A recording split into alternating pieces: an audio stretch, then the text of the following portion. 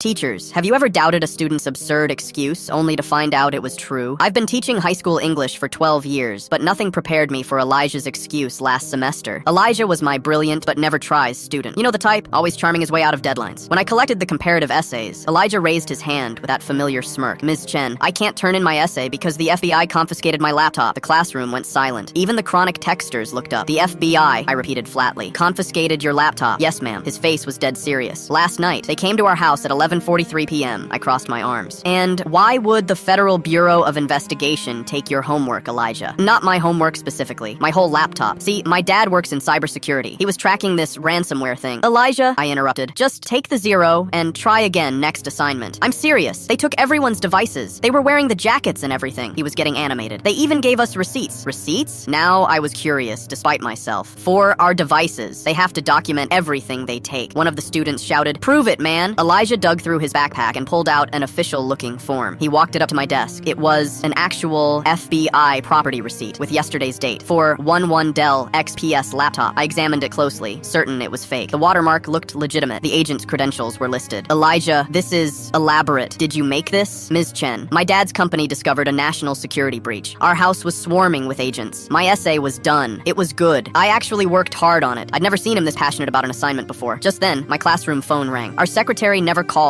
during class. Ms. Chen, there's a gentleman here to see you about Elijah Williams. My stomach dropped. Send him in. A man in a crisp suit entered, showed me credentials, and spoke quietly. I'm Special Agent Donovan. I understand Elijah informed you about last night's incident. The classroom was absolutely silent. 27 teenagers, not a single sound. We've expedited the return of several student devices. Educational continuity is important. He handed Elijah a sealed evidence bag containing his laptop. The Bureau apologizes for any academic inconvenience. Elijah's father has been instrumental in an ongoing matter of national security. That's all I can say. Agent Donovan nodded politely and left. 27 jaws hung open, including mine. Elijah opened the evidence bag, booted up his laptop, and pulled up a completed 8-page essay with perfect MLA citations. Can I email it to you now, Ms. Chen? I nodded, speechless. As Elijah returned to his seat, I noticed something on his screen. He was deleting an email from Dad with the subject, "Thanks for playing along, Agent D." I caught his eye. He saw that I saw. I raised an eyebrow. He gave the tiniest headshake and mouthed, "Please." I realized his dad actually did work in cybersecurity. The receipt was real. But the agent was his father's colleague, doing a solid for a kid who actually completed his homework for once. I made a split-second decision. Class, I think we've learned something today about extraordinary claims requiring extraordinary evidence, and Elijah provided it. The story spread through school like wildfire. Elijah became a legend. His essay on power dynamics in Macbeth? Actually brilliant. He never missed another assignment that year. Sometimes the most ridiculous excuses are partly true, and sometimes playing along with a student's elaborate scheme is exactly the motivation they need.